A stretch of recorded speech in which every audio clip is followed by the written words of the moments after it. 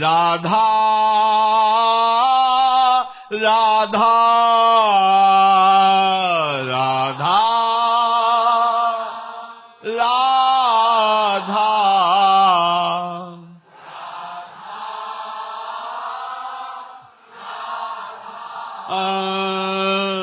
राधा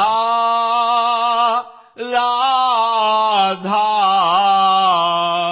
राधा राधा राधा राधा राधा श्री राधा वल्लभ लाल की जय।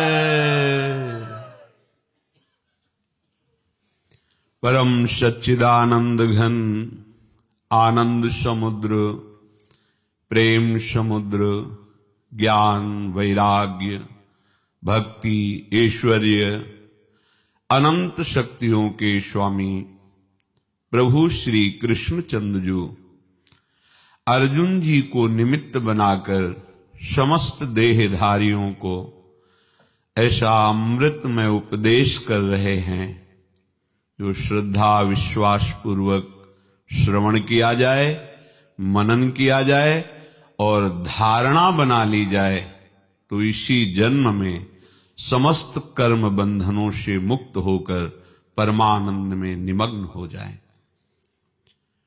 प्रभु करुणा करके वर्णन करते हैं,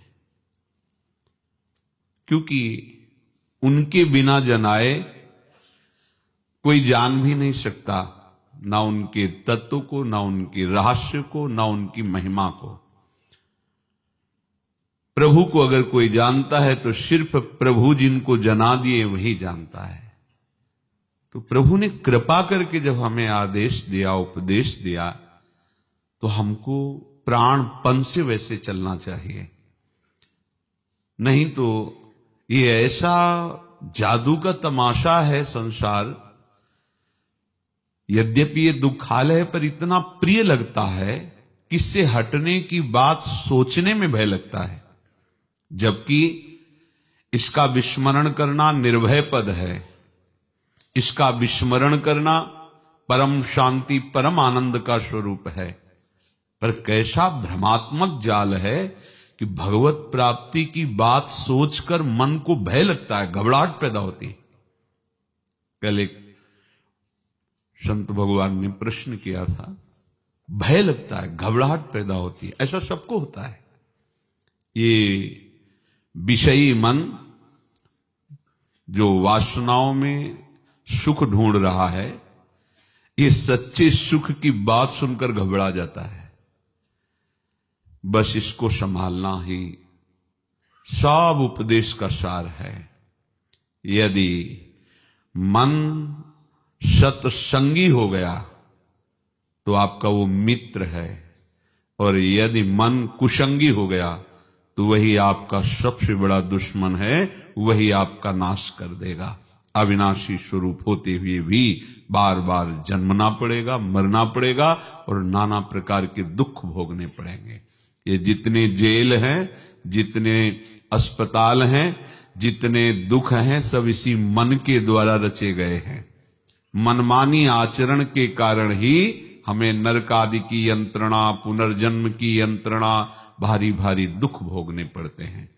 मान लो, प्रभु की बात मान लो, तो इसी जन्म में आप खुद देखेंगे, आपको जिस सुख की खोज आप बहुत जन्मों से करते चले आ रहे हैं, विषयों में अभी तक नहीं मिला। आप थोड़ा प्रभु की बात मान लीजिए और इधर कदम बढ़ाइए अध्यात्म की तरफ, फिर आप देखेंगे जहां आपको थोड़ा सा भी सुखानुभूति हुई, फिर आप छोड़ नहीं सकते। पर पहले भगवत आज्ञा पर चलने के लिए आपको विषय त्याग जनित जो हृदय में ताप है उसे सहना होगा। वही ताप निष्पाप करके आपके हृदय को निर्मल करेगा। धैर्य पूर्वक प्रभु की अमृतमयी वाणी का श्रवण करें और उसको उतारने में परम लाभ अनुभव करें। यदि उतारते नहीं तो ठीक है, इतना समय मंगलमय गया, पर वो लाभ नहीं मिल पाएगा जिस लाभ के उद्देश्य से भगवान ने उपदेश किया है।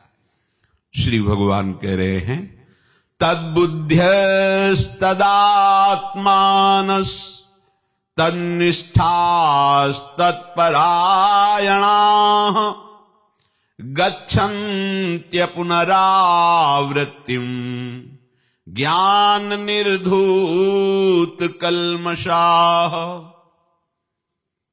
तदात्मानम,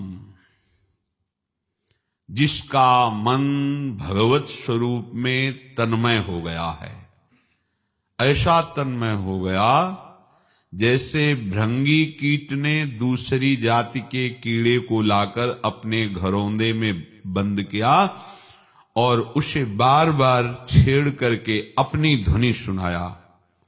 उसका प्रभाव ये पड़ा, भयवशात वो उसका चिंतन करते करते तदाकार हो गया। दो ही प्रकार से गाढ़ चिंतन होता है, या तो प्रेम से और या भयानक भय से। भय से वो गाढ़ चिंतन करने के कारण अन्य जाति का कीड़ा भृंगी कीड़ा बन गया, बिना शरीर छोड़े।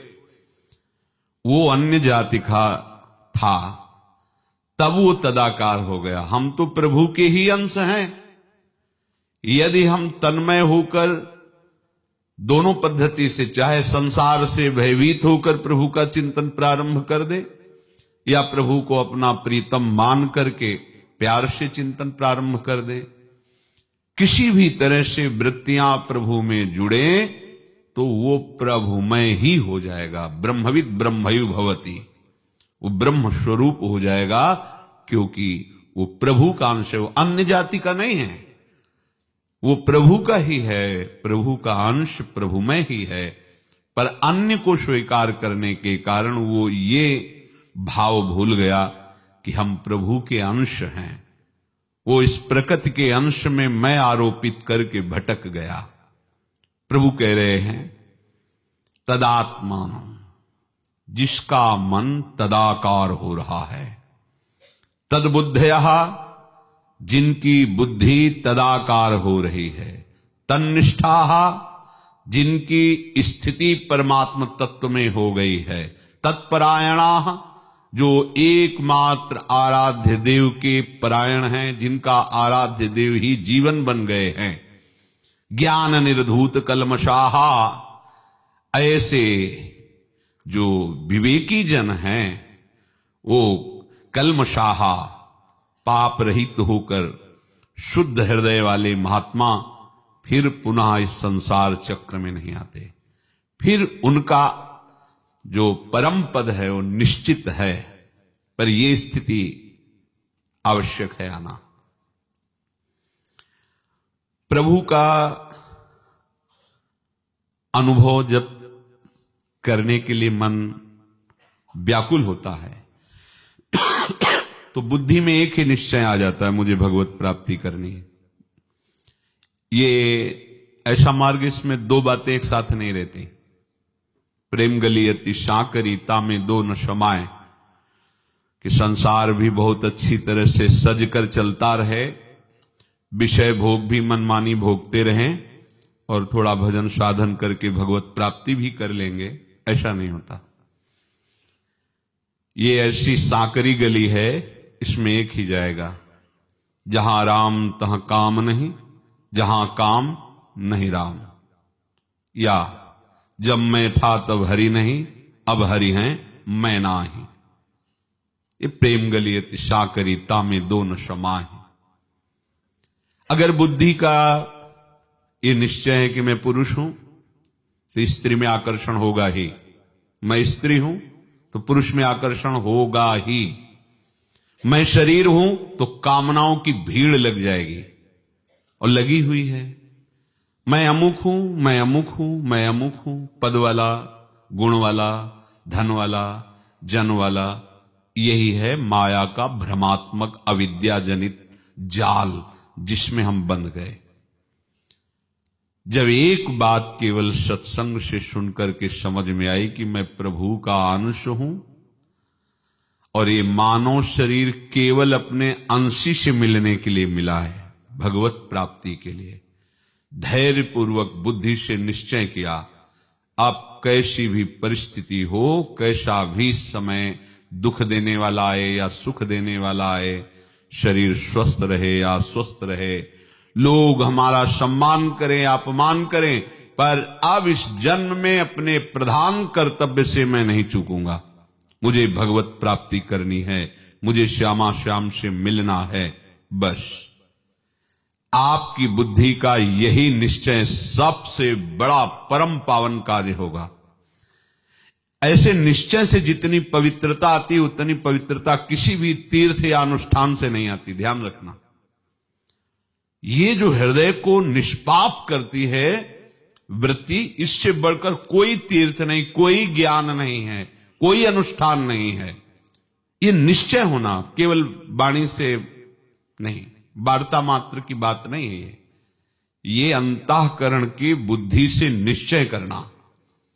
बस एकमात्र मुझे भगवत प्राप्ति करनी है। निश्चय में बड़ी सामर्थ्य है। निश्चय कर ले तो उसे प्राण देना बहुत सरल लगता है। असत निश्चय में ही देख लीजिए, बहुत सी ऐसी घटनाएं सुनने को मिलती हैं। परस्पर दो शरीरधारियों ने आसक्ति कर ली, इतनी आसक्ति कर ली कि अब लगा कि अगर हम नहीं मिल पाए तो फिर क्या होगा, दोनों प्राण त्याग देते हैं। यह हजारों घटनाओं में ऐसी बातें सुनने को मिलती हैं। हुआ क्या? निश्चय। अब हमारा जीवन आपका मिलना ही है, आप नहीं मिले तो जीवन नहीं। और अपने जीवन को नष्ट कर दिया। किसके कारण? अज्ञान की आसक्ति के कारण। शरीरों के मिलन को परम सुख मान करके बुद्धि से निश्चय किया कि ये शरीर हमें मिल जाए तो हमारा जीवन, अगर ना मिला तो जीवन नष्ट, और कर दिया नष्ट। जहर खा के, फांसी लगा के आ दिया। फिर जो दुर्गति उनकी होती है वो बड़ी भयावह होती है, क्योंकि ये मनुष्य जन्म आत्महत्या करने के लिए नहीं मिला है, ये भगवत प्राप्ति के लिए मिला है। और आत्महत्या करना ये सरकारी भी कानून से, यहां की भी मृत्युलोक के भी कानून से दंडनीय अपराध है। फिर भागवतिक कानून में तो इसकी बहुत बड़ी सजा मिलती है। आत्महनन गति जाए, मतलब सबसे ज्यादा दुर्गति उसकी होती जो आत्महत्या करता है। ये खिलवाड़ नहीं है, ये जो नादानपन, अज्ञान के कारण लोग ऐसा सोचते हैं कि मैं अपने शरीर को नष्ट कर दूं तो मैं बहुत सुखी हो जाऊंगा, ये समस्या का समाधान हो जाएगा, क्योंकि जीना ही समस्या है और जीवन नष्ट कर दिया तो समाधान हो गया। बहुत बड़ी भूल। कभी कोई ऐसी बात मत करना, नहीं तो ऐसी दुर्गति होगी आप सोच नहीं सकते। शास्त्रों में बहुत दुर्गति का वर्णन है आत्महत्या करने वाले का। नहीं, जो दुख सुख आवे भगवान के आश्रित होकर उसे सहो, एकमात्र प्रभु के विधान में राजी रहो। जो तुम्हें सुख मिलना है अनायास आ जाएगा। जैसे बिना मांगे दुख आ जाता है। शरीर को छोड़ना नहीं, शरीर को सत्कार्य में लगा दो, भजन में लगा दो, तो वास्तविक आपको आगे से शरीर नहीं मिलेगा। आप ऐसे चिदानंद देह के अधिकारी हो जाएंगे कि भगवान के साथ या प्रिया प्रीतम के साथ नित्य रहने का सौभाग्य, उनकी सेवा, उनकी मुख माधुरी के दर्शन करते हुए, गुण गाते हुए जीवन व्यतीत करने का परम सौभाग्य मिलेगा।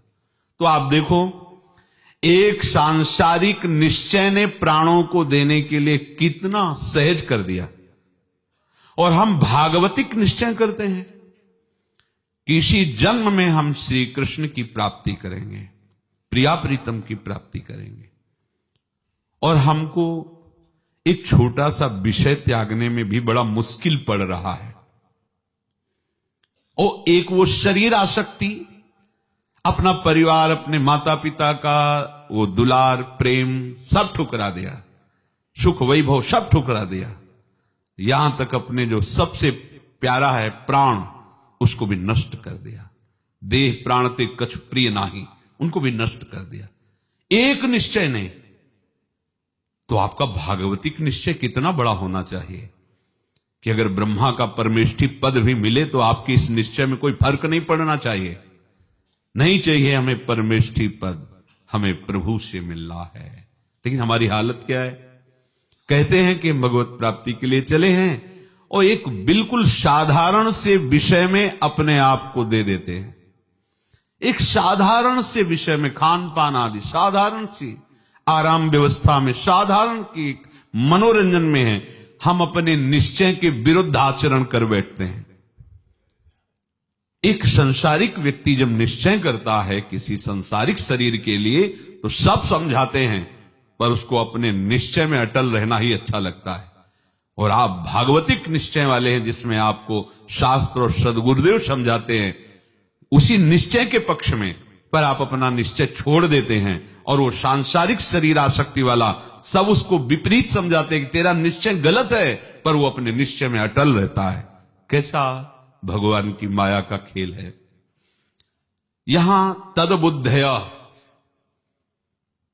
ये तदबुद्धया तभी माना जाएगा जब श्यामा श्याम से बढ़ करके आपको कुछ ना लगे।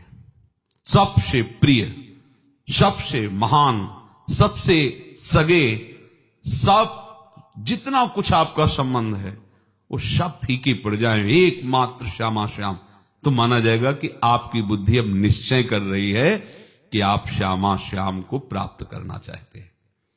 कुछ भी प्रिय नहीं लगता, और न कछु सुहाय, कुछ अच्छा नहीं लगता। किसी भी तरह की हंसी मजाक, खान पान, सुख भोग, सामग्री, सब उसे काटने दौड़ते हैं। बताया कि प्राण देना बहुत सुखद लगने लगता है जब अपने प्रीतम से मिलन की चाह पैदा होती है, चाहे वो ज्ञान मार्ग का पथिक हो, चाहे वो भगवत भक्ति मार्ग का पथिक हो। बहुत ही इस निश्चय में सामर्थ्य है। पूज्यपाद सिवड़िया बाबा जी महाराज जब सन्यास लिए तो ऐसी मुमुक्षुता जागृत हुई कि मुझे कोई पढ़ने लिखने से ज्ञान की बात नहीं, मुझे अनुभव होना चाहिए। मैं ब्रह्म हूं, यह अनुभव होना चाहिए। जब जिज्ञासा बहुत प्रबल होती है, मुमुक्षुता पूरा अधिकार कर लेती है हृदय पे, फिर कोई और बात अच्छी नहीं लगती। दंडी सन्यासी थे, बाबा ने दंड को गंगा जी में प्रवाहित कर दिया। मुझे ब्रह्मानुभूति चाहिए। जिन महात्मा के पास जाते तो उनको वही उपनिषदों के सिद्धांत वर्णन, तो उन्होंने कहा कि हम उपनिषदों का सिद्धांत सुनने नहीं है, हम आपका अनुभव सुनने आए। आप अनुभव कराइए, बताइए कैसे अनुभव होता है मुझे। बाबा की ऐसी मुमुक्षुता थी कि संतोष नहीं होता कहीं भी। गंगा किनारे भ्रमण करते हुए तीर्थराज प्रयाग पहुंचे। वहां एक खंडहर देखा, विचार किया कि इसी में शरीर को स्थित कर देते हैं, जब तक ब्रह्मानुभूति नहीं होगी तब तक उठेंगे नहीं। इतने दृढ़ संकल्पी 3 दिन 3 रात तक ऐसे जड़ बिल्कुल शरीर को लिटा दिया, बस ऐसे, ना देखना, ना सुनना, ना लघुशंका, ना सोच। कितनी मुमुक्षुता कितनी तीव्र है, कुछ अनुभव नहीं हुआ। अब जाम हो गया था शरीर। उधर से कोई निकला बाबा के पास, संकल्प के अनुसार पहुंचा। बाबा ने कहा हमें थोड़ा सा आपके सहयोग की आवश्यकता है। हाथ पैर मिले, फिर रक्त संचार हुआ। व्याकुल हो गए, क्या करूं, कैसे ब्रह्मानुभूति हो। अब तो जिया नहीं जा रहा, चलो या तो ब्रह्मानुभूति या शरीर को गंगा में विसर्जित कर देते हैं। ब्रह्मानुभूति हो नहीं रही तो शरीर को क्या करें। तो एक गंगा जी की कगार में ऊपर खड़े हुए, पहले कमंडल फेंका, दंड तो पहले ही विसर्जन कर दिया था। अब अपने शरीर विसर्जन के लिए जे ही छलांग लगाना चाहे सो ही अंदर आई कि क्या शरीर त्यागने से ब्रह्मानुभूति हो जाएगी, ये तो घोर अज्ञान है। फिर निराश हो गए, क्योंकि एक उपाय मिला था, उसमें भी अंदर की जिज्ञासा और मुमुक्षुता ने रोक कर दी। अब क्या करें। ऐसे प्रेमी की एक मृत्यु दशा तक का वर्णन है। मृत्यु, मरता नहीं है, पर एक मृत्यु दशा जैसी उसकी होती है। ये चरम सीमा के महान जो ज्ञानी या प्रेमी जन होते हैं, उनमें दशाएं प्रकट होती हैं। बाबा के अंदर इतनी मुमुक्षुता बढ़ी कि एक नास्तिकता से छा गई। क्या करूं? देखा ऊपर एक बगीचा है, हमने उन शंकर भगवान के दर्शन किए हैं जाकर के। मंदिर, छोटा सा मंदिर, उसमें बाबा अंदर गए, डेहरी में सर रखा, शंकर जी की पिंड के ऊपर चरण रखे, लेट गए। वो उस दशा में वो केवल वही जानता है जिसके हृदय में, जैसे मीरा जी कहती जाने मोरी छाती, वो केवल बस अनुभूति हो, अनुभूति हो, कुछ नहीं, कुछ नहीं, कोई भी दुख स्पर्श भी नहीं कर सकता। भयानक से भयानक पीड़ा, दुख, बाबा को एक बार भी याद नहीं है कि भोजन मिल जाए। अगर कोई सत्य सत्ता है तो मुझे आकर उपदेश करे, कैसी ब्रह्मानुभूति होगी। मुझे शास्त्रीय शब्दों से नहीं, मुझे अनुभव चाहिए। व्याकुल होकर के लेट गए। जब कोई इतना व्याकुल हो तो फिर भगवान छुप कैसे सकते हैं? साक्षात भगवान नर नारायण पधारे और 2 श्लोक बाबा को उपदेश किए जो उनकी वाणी में लिखे हुए हैं। बाबा की जो जलन थी एकदम शांत हो गई, क्योंकि बात एक कवल अन्न पाते 18 घंटे पद्मासन में बैठकर जो इस श्लोक का तत्व था उसी को अनुभव कर निहाल हो गए, ब्रह्म स्वरूप हो गए। तद बुद्धया, आपका निश्चय, आपको खान पान मनोरंजन ये सब अच्छा लगता है, मतलब बुद्धि का निश्चय अभी ठीक नहीं है। नहीं खान पान ते भावे है, नहीं कोमल वसन सुहावे है, सब विषय लगे ते खारा है, हरि आशिक का मगन्यारा है। अपना प्रीतम जिसके लिए जीवन समर्पित किया उसका कुछ पता नहीं लग रहा है, और हम चैन से भोजन पाए, चैन से सो जाएं, चैन से हमारा दिन कट रहा है, मनोरंजन हो रहा है, केवल ये बकवास है। कोई निश्चय नहीं ठीक है। निश्चय ठीक होने पर ऐसा नहीं होता। कुछ सुहाई नहीं देता, कुछ नहीं सुहाई देता। कब रात बीती, कब दिन बीता, कुछ नहीं, बस अनुभव होना चाहिए। एकमात्र भगवत साक्षात्कार की आग लग जाती है। वो जब आप असाधनों का त्याग कर देंगे तब ये आग प्रारंभ होती है, फिर उसको जिया नहीं जाता। खान पान सुख चाहत अपने, तिनको प्रेम छुअत नहीं सपने। शरीर सुख की, आराम की, भोगों की चाह और परमात्मा प्राप्ति, ये तो ऐसा ही हुआ सूर्योदय हो गया और अंधकार नहीं गया, तो सूर्य कैसा? फिर वो सूर्य कैसा जिसके प्रकट होने पर अंधकार नष्ट ना हो जाए? कैसी भगवत प्राप्ति की लालसा जिसमें तुम्हें विषय सेवन की याद बनी रहे, विषय भोग अच्छा लगा है? मतलब अभी निश्चय ठीक नहीं है। निश्चय करना यह बुद्धि का कार्य है। उपासक को बुद्धि से पहले निश्चय कर लेना चाहिए कि मुझे भगवत प्राप्ति करनी है। देख लो, हृदय में देखो। दूसरी बात इस निश्चय करना चाहिए कि प्रभु के सिवा इस संसार में कुछ नहीं है। भले अनुभव में नहीं आ रहा, प्रभु के सिवा इस संसार में कुछ नहीं। चिद चिद लक्षणम सर्वम राधा कृष्णमयम जगत, जड़ चेतन जग जीव जत सकल राम में जानी। प्रभु के सिवा कोई नहीं। क्यों? क्योंकि उत्पन्न होने के पहले केवल प्रभु थे,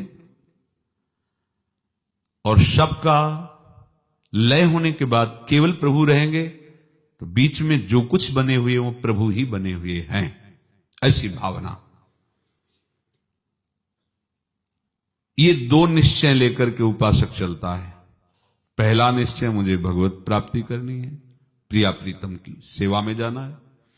दूसरा निश्चय, ये सारा संसार भगवत स्वरूप है। इससे आप प्रपंच मुक्त हो जाएंगे। राग द्वेष लड़ाई झगड़ा द्वंद्व, कोई द्वंद्व नहीं रह जाएगा। अब जो बुद्धि में निश्चय किया है, बस उसी में हमको तदात्मानः, वैसे ही मन वाले बनना है। मन जब तक प्रभु का चिंतन नहीं करने लगता तब तक उपासना का सुख नहीं मिलता। क्रियाएं हो रही भागवतिक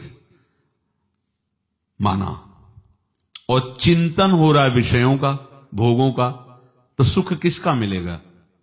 चिंतन का। जो आप चिंतन कर रहे हैं, प्रायः भगवान की जहां विशेष वचन प्रकाशित होते हैं वहां चिंतन शब्द पर बहुत जोर दिया है प्रभु ने, स्मृति पर बहुत जोर दिया है। अगर आपका चिंतन विषय ही बना रहा तो निश्चय क्या किया था? प्रिया प्रीतम के मिलन का। तो क्या विषय चिंतन प्रिया प्रीतम का मिलन, ये मिलान नहीं खाता है। प्रिया प्रीतम का चिंतन फिर प्रिया प्रीतम का मिलन, ये निश्चित है। और विषय चिंतन क्रियाएं भागवतिक, तो बहुत लंबा समय जाएगा, आपको भागवतिक आनंद नहीं मिलेगा। जैसे कल एक संत भगवान प्रश्न कर रहे थे एकांतिक में वहां, कि हम जब ध्यान करते हैं तो हमें आनंद का अनुभव होता है, पर इसके बाद फिर वो आनंद नहीं रहता है। तो ये भागवतिक आनंद नहीं है। जो भागवतिक आनंद होता है वो किसी प्रयास से नहीं मिलता है, वो हमारा स्वरूप है। जो स्वरूप है वो एक रस है। जब भागवतिक आनंद प्राप्त होगा तो वो घटने वाला नहीं है, वो बढ़ेगा ही। छिनई घटे छिन बढ़े सो तो प्रेम न होए, वो भागवतिक आनंद नहीं है। आनंद कोश का आनंद है। प्रभु का आनंद जो है वो तभी अनुभव में आएगा जब आप प्रयासरत हो करके जितना असत मैं में बैठाल दिया है या मैं को असत में बैठाल दिया है उसको हटा दीजिए। यह है साधना।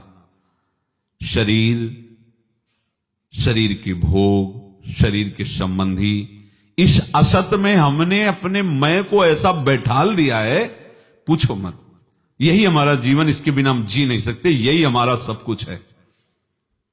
अब इस असत से जब तक अपना संबंध नहीं हटाओगे तब तक उस आनंद का परिचय नहीं होगा। मैं प्रयास करके ध्यानस्थ होता हूं, ये क्रिया है।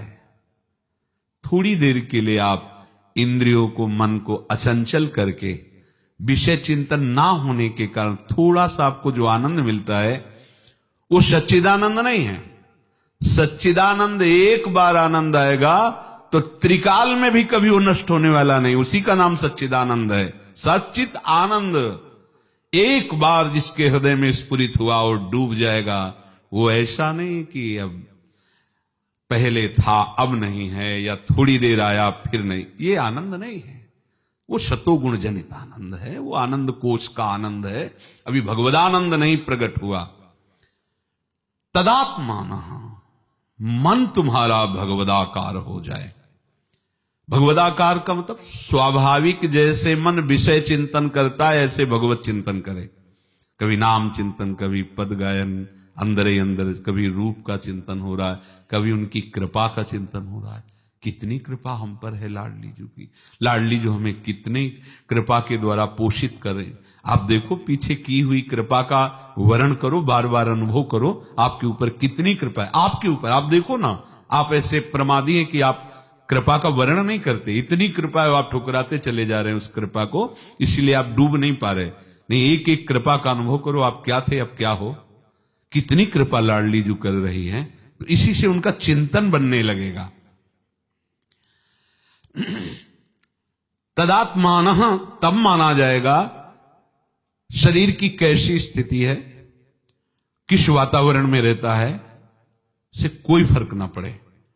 हर परिस्थिति, हर वातावरण में, हर क्रिया को करते हुए आपके हृदय में श्यामा श्याम की स्मृति बनी रहे, उनका चिंतन चलता रहे। अन्य चिंतन की कहीं प्रवेश वृत्ति न रह जाए मन में, तब उसे कहते तदात्मानः। अब ये मन हो गया प्रिया प्रीतम में, तद बुद्धया और तदात्मानः, भगवत बुद्धि वाला हो गया, क्योंकि अब उसे भगवदाकार वृत्ति से निरंतर अपने आराध्य देव के चिंतन में सुख है, ऐसा निश्चय बुद्धि ने कर लिया। मन ने, जो बुद्धि ने निश्चय किया, उसी के मनन चिंतन में लग गया। तन्निष्ठा, ध्यान दीजिए, अब उपासक के हृदय में निष्ठा जागृत होती है। जैसे गोस्वामी जी, तुलसीदास जी कहते हैं, बने तो रघुवर ते बने, बिगड़े तो भरपूर, तुलसी औरन ते बने, ता बनवे पे धूर, ये है निष्ठा। एक भरोसो एक बल एक आस विश्वास, एक राम घनश्याम हित चातक तुलसीदास। महारानी जो जैसे रखें वैसा है हमारा जीवन। श्यामा श्याम के सिवा ना अन्य वृत्ति, ना अन्य दृष्टि, ना अन्य आश्रय, ना अन्य आशा, ना अन्य बल, ना अन्य से विश्वास। ये हुआ तन निष्ठा।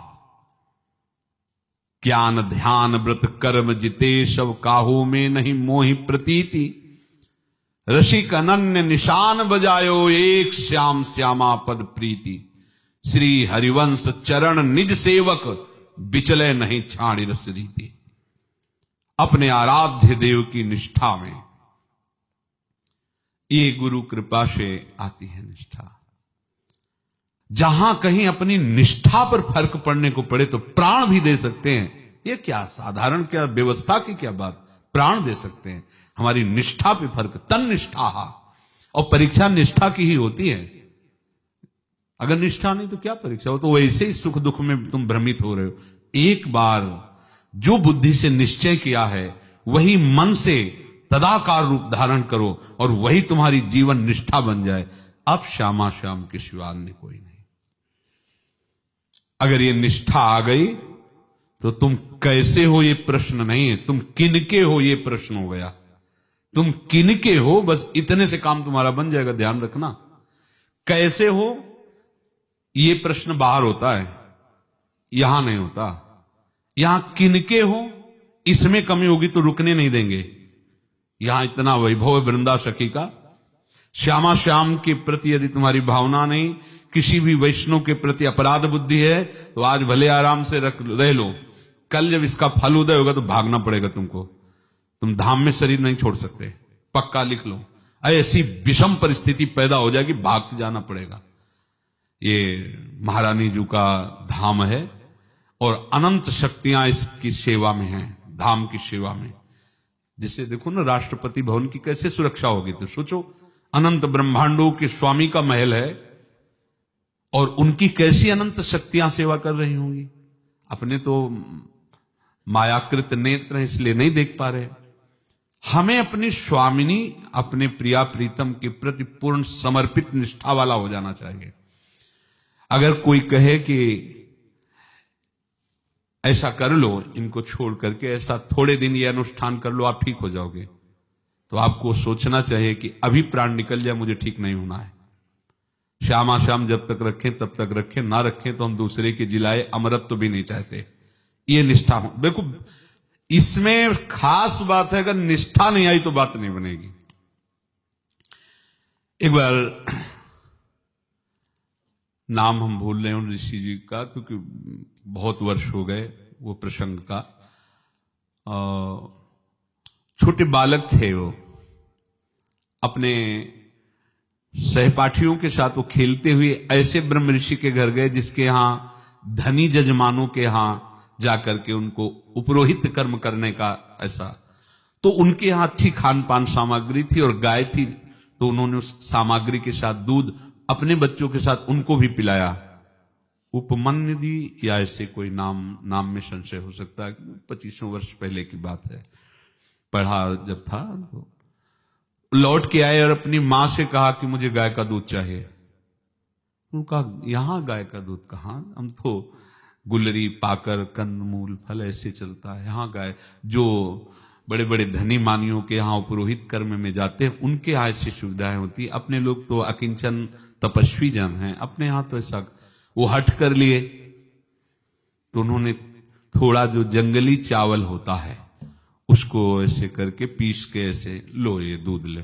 बच्चे ही थे, उन्होंने कहा नहीं मैंने वहां दूध पिया है, स्वाद वैसा नहीं। तो बोले देख तपस्वी का बालक है, अगर तुझे दूध ही चाहिए तो मैं आज्ञा करती हूं क्षीर सागर का दूध पी।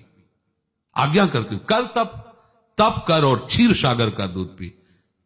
मंत्र बताया, उपासना बताई और भेज दिया। तो दाहिने पैर के अंगूठे के बल खड़े होकर दोनों हाथ उठाकर भगवान महादेव जी का मंत्र था उनको जपने लगे। काफी समय व्यतीत हुआ तो भगवान शिव उनकी निष्ठा की परीक्षा के लिए नंदिकेश्वर एरावत बन गए।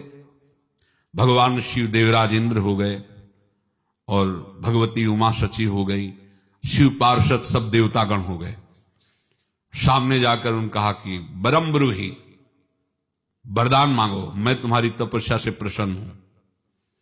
आंख खोला, देखा त्रिभुवनपति देवराज, नमस्कार किया और कहा हमें आपसे कुछ नहीं चाहिए, आप सादर यहां से चले जाइए।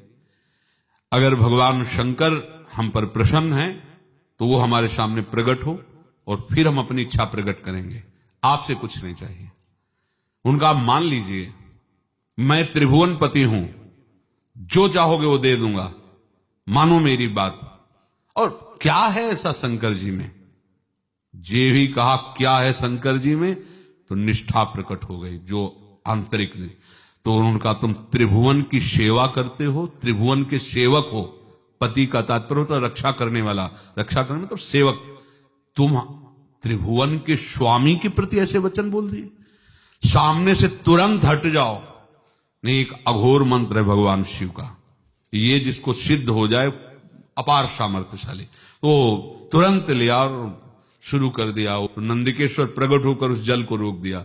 बोले आराध्य देव के मंत्र से आराध्य देव को ही क्षति पहुंचाना चाहते हो, देखो। तो जब उन्होंने देखा तो एरावत की जगह नंदिकेश्वर और देवराज के इंद्र की जगह भगवान महादेव और भगवती उमा और समस्त पार्षदगण भगवान से वो हाथ जोड़कर प्रणाम, प्रभु त्रुटि क्षमा करो। तो उनका बस मैं ये निष्ठा देखने आया था कि तुम केवल वस्तु पदार्थ के लोभ से हमारी आराधना करते हो, या हमारे प्रति निष्ठा भी है। जाओ, तुम जो सोच के चले थे वो तो मिलेगा ही।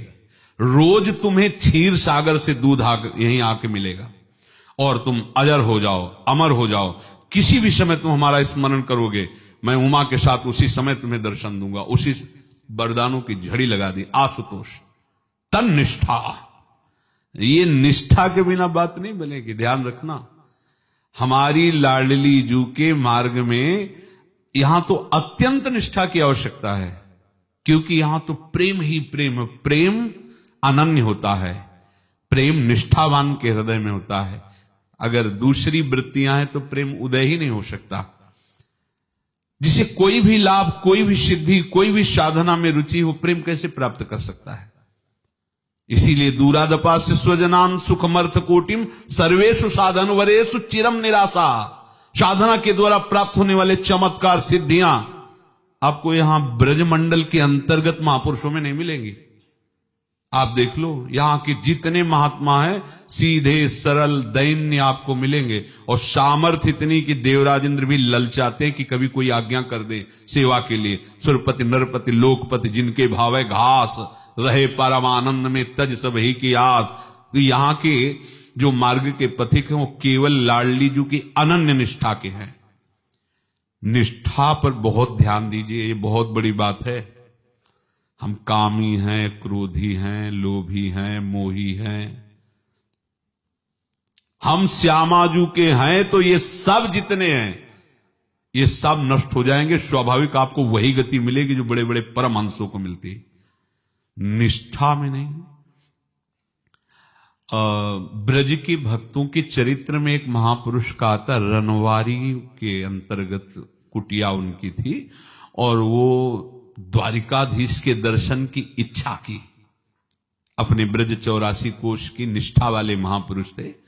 कभी कभी मन में तरंगे आती हैं, तो उन्होंने निश्चय किया कि द्वारिकाधीश के दर्शन करने जाएंगे। तो स्वप्न में उनको आभास हुआ कि श्री जी कह रहे हैं कि नहीं नहीं, जो हमारे इस लीला भूमि में रहकर मेरी प्रसन्नता के लिए आराधना करते हैं, उनको ऐसा नहीं करना चाहिए, नहीं जाना। स्मरण रहा जगने पर, बार बार विचार किया, पर ये इच्छा इतनी प्रबल हो गई क्योंकि पवित्र ही तो थी ना। कोई अपवित्र होती तो उसमें निषेध करते, पर उन्होंने श्री जी की बात को गंभीरता से नहीं लिया और चले गए द्वारिकाधीश के दर्शन की। और वहां वैष्णव छाप लगाई जाती है, तप्त मुद्रा या शीतल मुद्रा। तो उन्होंने तप्त मुद्रा लगवाई, तप्त करके शंख चक्र आदि की छाप तो जीवन भर बनी रहेगी, लगाई और बहुत आनंदित होकर आए। जब रात्रि में रनवारी कुटिया में रुके तो श्री जी अब शब्द केवल सुनाई दिया, अब तुम हमारी सेवा लायक नहीं रह गए, अब तो तुम सत्यभामा और रुक्मिणी की सेवा में जा सकते हो, क्योंकि वो राजरानी है हमारी सेवा में। ये शंख चक्र छाप की जो मुद्रा लगाया है वो हमने मना किया था, अब यहां रूप नहीं दिखाई दिया, केवल आवाज सुनाई। और वो इतने प्रेमी थे, पर लीला ठाकुर जी की ऐसी कैसे भावना, उन्होंने गंभीरता से नहीं लिया, शायद अपने लोगों को शिक्षा देने के लिए, क्योंकि महापुरुष। इतना विरह बढ़ा उनका कि श्री जी ने हमें त्याग दिया कि अब तुम हमारी दासी नहीं हो सकती, तुम रुक्मिणी जी की या सत्यभामा जी की हो सकती हो, क्योंकि तुमने चिन्ह धारण कर लिए।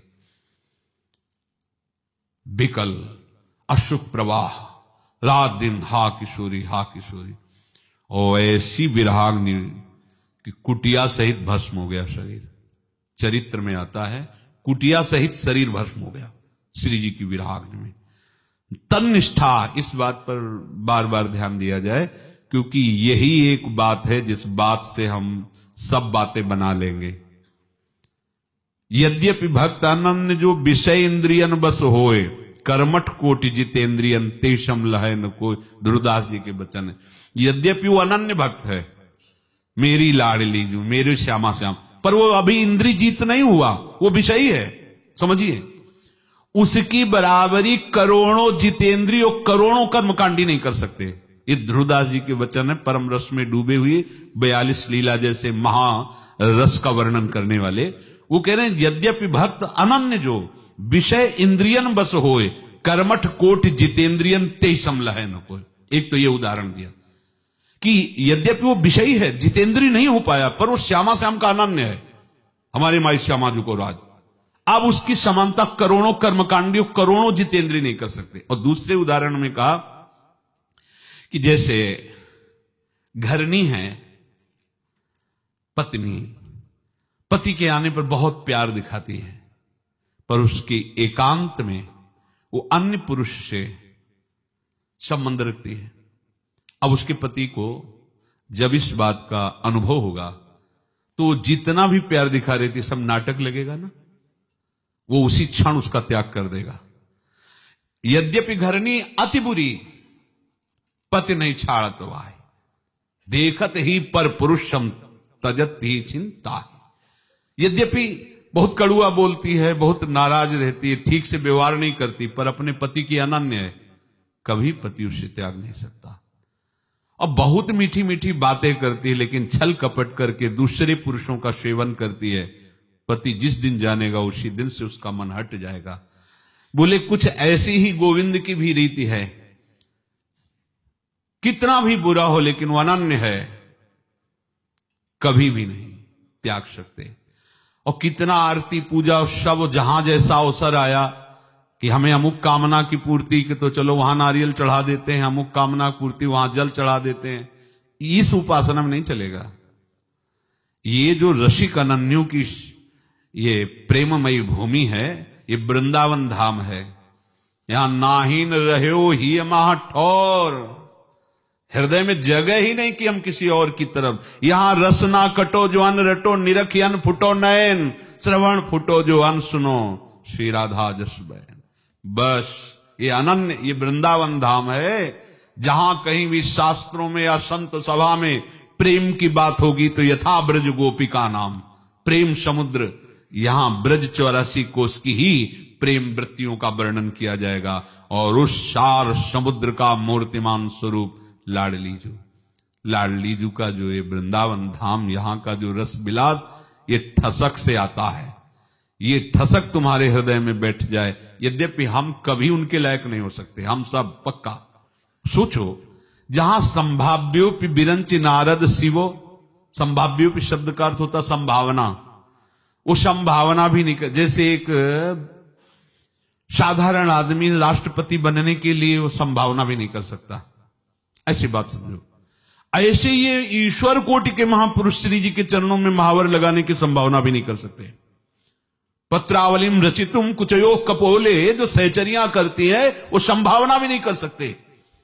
यन नारदादेशु कैरगम्यम, अपने को संभावना क्या, अपने के हृदय में तो उल्लास है कि हमारी लाडली जो है और ये हमारा सेवा सौभाग्य हमारा जीवन है। ये कैसे आएगा?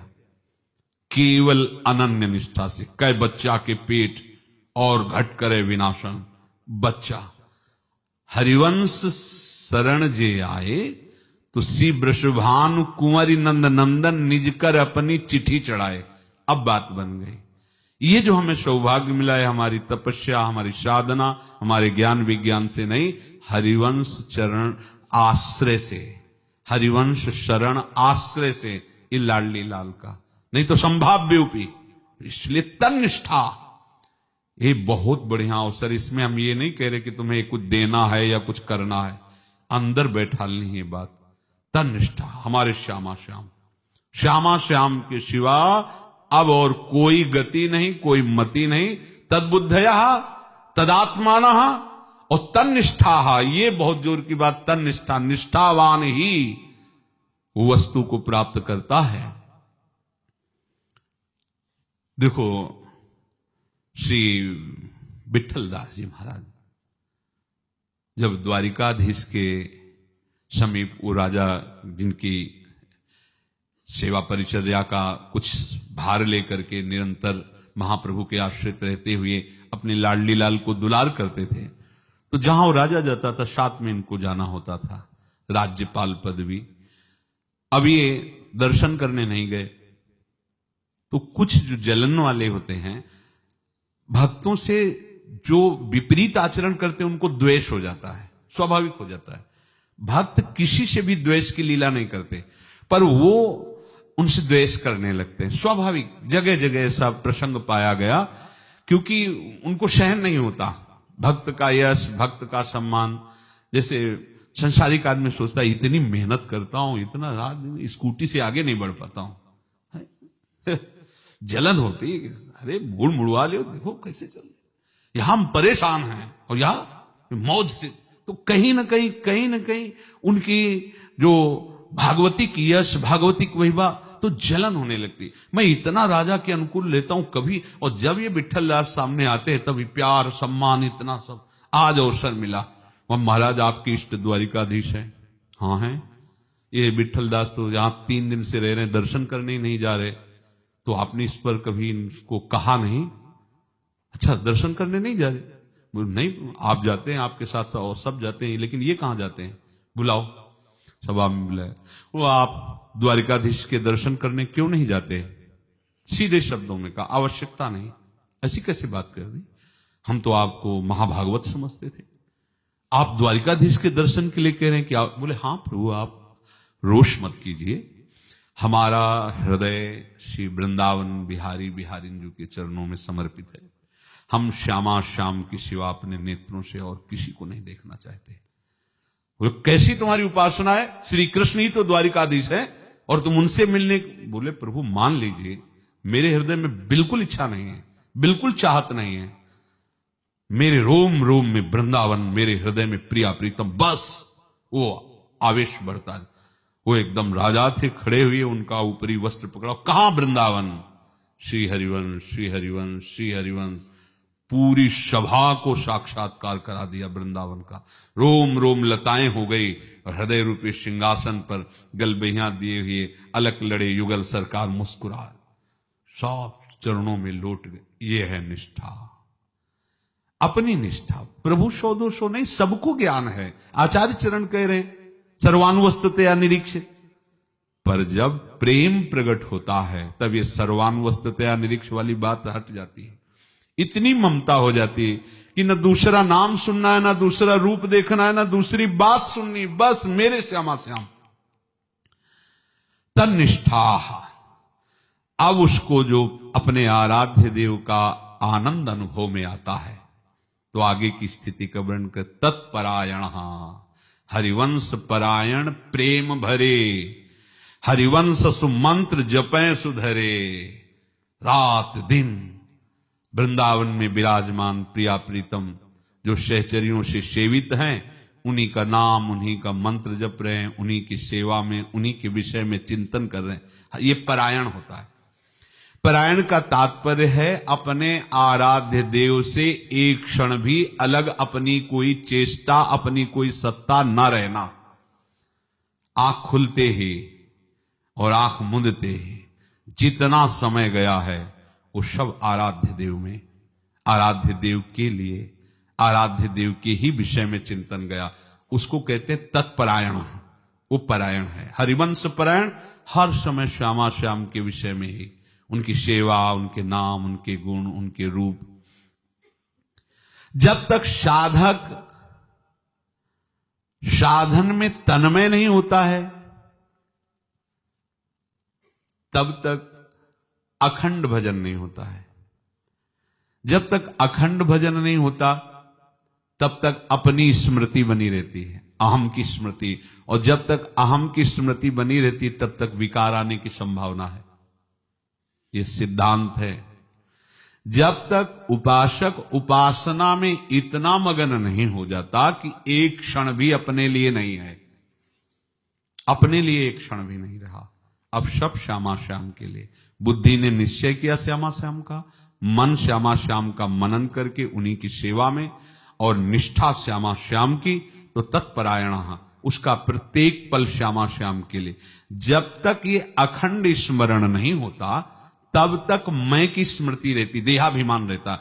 जब तक मैं की स्मृति रहती, तो उसी देहाभिमान में काम आदि विकार रहते हैं और वो कुचेष्टा कराते रहते हैं। इसीलिए साधक को अनुभव नहीं होता, श्यामा श्याम का आनंद अनुभव नहीं हो रहा, उनका रूप अनुभव नहीं। ध्यान नहीं करना पड़ता, ध्यान रखना, ध्यान नहीं करना पड़ता कि हम अटकल लगावें, कैसे सांवले चरण, कैसे गोरे चरण, ना, वैसे स्वाभाविक जैसे आपको हम देख रहे हैं, ऐसे रसिक महापुरुषों के खुले नेत्रों में प्रिया प्रीतम बसे रहते हैं। पिय मूर्ति नयनन बसे तेहि रस रहे समाय। वो आके बस गए। अपनी नेत्रेंद्री मन बुद्धि को पहुंचाना ब्रह्मा की भी ताकत नहीं है, लेकिन वो आके एक साधारण जीव की भी मन बुद्धि में बैठ सकते हैं। उनके लिए कोई निषेध थोड़ी है, वो जहां चाहे जिसके वो स्वतंत्र है। तो वो अपने शरणागत के नेत्रों में आके बैठ जाते। नहीं तो ध्यान धरने की सामर्थ्य तो बड़े बड़े योगीश्वरों में भी नहीं। प्यारोडुम क्षमते नयच्यु सुखादि नाम तुयत ध्यान, श्यामा श्याम आके बैठ जाते। सच्ची मानना, उसमें ये प्राण रोक करके शरीर एकदम स्थित करके फिर ध्यानस्थ हो रहे, आग्रा चक्र में कैसे गोरे सांवले चरणा अरविंद पसीना पसीना हो रहे, अंधकार दिखाई, ये सब नहीं यहाँ पद्धति। यहां गाओ बनी श्री राधा मोहन जू की जोरी, इंद्र नील मणि श्याम मनोहर सात। अब ये शब्द श्रवणेन्द्री से हृदय में जाकर के समस्त मल का नाश करके और इंद्र नील मणि झलकने लगे। सात कुंभ तनु पीता ऋण छवि मनंत तडिल लता भाम, अनंत बिजलियों की सी कांति हमारी लाडली जू की, लाडली जू लाल जू, आहा मनोमृणाल भूषण भूषित भुज श्याम अंश पर डारी, जैसे हित हरिवंश जुगल करनी गज बिहरत बन पिया प्यारी। वो शोभा को देखकर निहाल। ये ध्यान धरने का विषय नहीं है, ये आके बस जाते हैं, ये आके कृपा करके ये दिखाने लगते हैं। देखने की सामर्थ्य किसी में नहीं, ये आके वैसा ही कर देते हैं। तत्परायणा, इतना हमें चिंतन करना है, इतना उपासना में तन्मय होना है कि मुझे अपनी स्मृति न रह जाए, औरों की तो बात जाने दो। ध्यान रखना, यह है तत्परायणा, अपनी भी याद न रह जाए। अपनी ही सुध ना रही एक रहे नंदलाल, अपनी भी स्मृति खत्म हो जाए। कब खाना कब पीना कब क्या, अपनी देह व्यापार का चिंतन भूल गया। स्वाभाविक प्रभु के प्रताप से हो रहा है, वो केवल उनके चिंतन में डूबे हुए हैं। ये तन्मयता तत्परायणा स्थिति आ गई तो कुछ बकाया नहीं रह जाता है, और ये बाहर से कोई नहीं जान सकता है। इस बात को तत्परायणा कोई क्रिया की बात नहीं कही जा रही, ध्यान रखना, ये अंदर की बात है। मन बुद्धि चित्त अहंकार सब श्यामा श्याममय हो गया है, और अंदर ही अंदर सेवा चलती रहती है। बाहर से भी हो रही तो हो रही, नहीं तो अंदर ही अंदर एक बार श्री स्वामी हरिदास जी महाराज श्री यमुना जी के पावन पुलिन पर विराजमान थे श्री जी की सेवा में। तो एक कोई बाहर से आया हुआ था, उस समय लाखों का इत्र लाया था बड़ी शीशी में बिहारी जी के लिए, कोई धनी मानी। पता चला स्वामी जी यमुना जी के पावन पुलिन पर विराजमान है। गया, साष्टांग दंडवत की और स्वामी जी महाराज को कहा ये बहुत महंगा और सुगंधित इत्र है ये बिहारी जी को। स्वामी जी यहाँ ऐसे अर्धनिमीलित नेत्रों में बैठे थे, वो शीशी ली पूरी बड़ी सी, खोला और ऐसे पूरी रेत में, और वो तो बड़ा संतुष्ट हुआ कि लाखों का इत्र रेत में फेंक दिया स्वामी जी ने। क्या मतलब, हमारा धन ठीक नहीं था या हमारा भाव ठीक नहीं। स्वामी जी पर तो कोई भाव उसका नहीं बिगड़ा, क्योंकि जानता था इतने बड़े महापुरुष पर, उसे अपनी गलती समझ में आई कि हो सकता है हमारा धन ठीक ना हो, हमारा भाव ठीक ना हो, इसलिए स्वामी जी ने ऐसे फेंक दिया। पर वो बहुत हिम्मत करके हाथ जोड़कर कहा कि प्रभु क्या हमसे कोई गलती हो गई क्या? उनका नहीं, जाओ निधिवन राज में बिहारी जी के दर्शन करो जा करके। तो वहां जब गया तो बिहारी जी उसी इत्र से भींजे हुए थे, उनकी पोशाक और सब, और मेन प्रधान द्वार से वही इत्र की खुशबू, नाच पड़ा हो। फिर स्वामी जी ने कृपा करके उससे बताया कि उस समय होली लीला चल रही थी, तो प्रीतम पिचकारियों की मार से सखियों को शिथिल कर रहे थे और लाडली जी की तरफ से थोड़ा कमजोर हो रहा था। जो प्रहार है प्रीतम की, पी पिचकारिन छिरकत तकी तकी कुमकुम पूरी। स्वामी जी ललिता जी का स्वरूप है, और उसी समय मिल गई पूरी इत्र की बोतल, तो सीधे वाला बिहारी जी को पर, तो उनके ऐसे सब, तो पिचकारी रुक गई और विजय हुई लाडली जी की। अब वो बताओ, अगर स्वामी जी ना बताते तो हमारे हृदय में तो इसी बात का क्षोभ था कि हमारा पूरा इत्र रेत में फेंक दिया गया। ये तो आचार्य हैं, ये तो सिद्ध परिकर है श्री जी के, पर इन्हीं के आश्रय से, इन्हीं के द्वारा दिए हुए उपासना पद्धति से, मंत्र से, नाम से यदि हम वैसे ही उपासना करें तो प्रगट तो इसीलिए हुई है ना कि वो जहां जिस रस का रसास्वादन करते हैं, साधारण से साधारण प्राणी को भी वही रस मिल सके। इसीलिए तो करुणा करके ये शरीर धारण करके वो आचार्य रूप में आए। ऐसा नहीं कि वो नहीं प्राप्त हो सकता, वो प्राप्त कराने देने ही आए हैं, इसीलिए नहीं उनको यहां आने की क्या जरूरत थी। वो तो नित्य परिकर हैं, पर वो आए ही लाडली जी की प्रेरणा से इसीलिए कि उस रस को प्रदान करें। तो तत्परायणा, जब हम अपने आचार्य और गुरुदेव के द्वारा दी हुई उपासना में तन्मय होते हैं तो ये तत्परायणा एक क्षण भी अपने लिए नहीं होना चाहिए। देखो, आप जो भी सेवा कर रहे हो उसे श्री जी की भावना में लाइए। जैसे आप ढोलक बजा रहे हैं, आप तबला बजा रहे हैं, आप मृदंग बजा रहे हैं, आप पहले उसको प्रणाम करो, ढोलक को प्रणाम करो, तबला को, मंजीरा है पहले उसे माथे से लगाओ, वो श्री जी की सखी है, भावना करो आप ना, श्री जी की प्रसन्नता। ये बोझा नहीं है कि हमें 2.5 घंटे नहीं, अगर बोझा है तो फिर क्रिया है, बात नहीं बनेगी। हाँ, उसको प्रणाम करके ऐसे श्री जी प्रसन्न हो, जैसा भी हमसे आता है लाडली जी उसमें राजी हो जाएं, और या लाडली जी हमें उतना प्रवीण कर ले जैसा उनको सुनना। हमारी प्रत्येक चेष्टा श्री जी के लिए, जैसे आप ध्वनि पर गान कर रहे हो, आप अभ्यास कर रहे हो, आप वाणियों के पदों का अभ्यास कर, ये समय ऐसा ना समझो कि ये सब समय श्री जी के लिए ही जा रहा है, तत्परायणा के अंतर्गत ही है। यदि ऐसे चले तद्बुद्धया तदात्माना तन्निष्ठा तत्परायणा, अब क्या हो गया? बोले निर्धूत कलमशाहा, सब पाप नष्ट हो गए, हृदय एकदम निर्मल हो गया। अब क्या? गच्छन्त्य पुनरावृत्तिम, अब वो कभी भी कर्म बंधन से जन्म नहीं लेगा।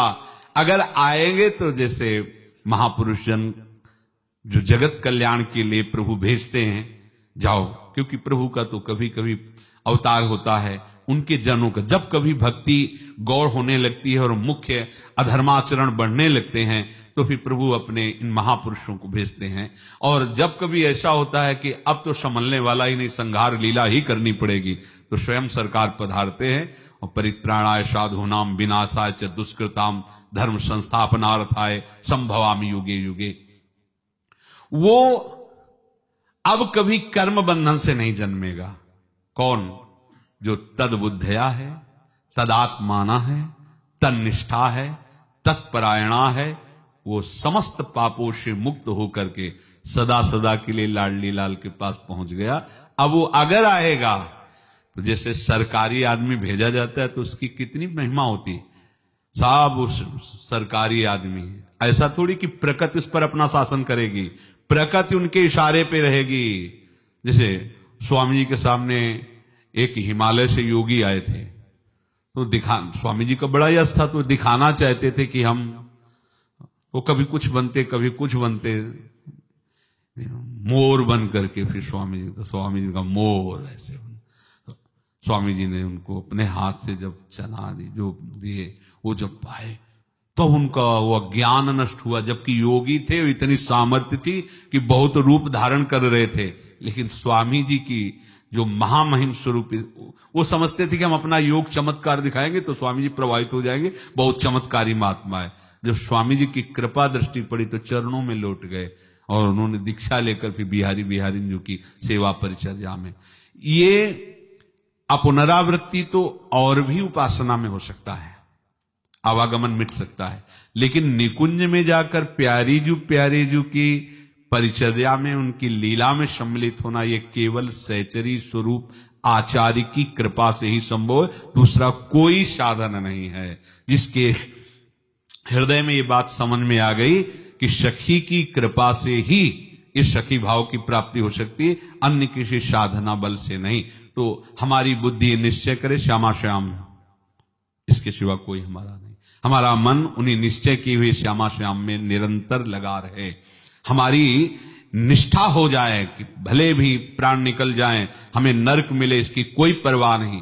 जैसे भगवत रसिक जी कहते हैं, परमार्थ व्यवहार बनो कि ना बनो, स्वर्ग नरक अपवर्ग आस नहीं त्रास है, ये निष्ठा है।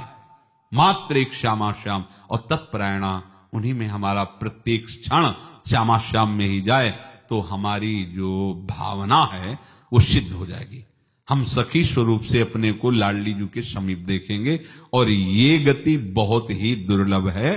पुनरावृत्ति तो किसी भी साधन से मिल सकती, ज्ञान के भी साधन से मिल जाएगी, योग के भी साधन से मिल जाएगी, कर्म योग से भी मिल जाएगी, सबसे, भक्ति योग से भी मिल जाएगी। लेकिन ये वृत्ति तिन गोपिन ते दुर्लभ माई, ये केवल सखी कृपा से। तो खूब चिंतन करो, मनन करो, श्यामा श्याम की निष्ठा में रहो। श्री राधा वल्लभ लाल।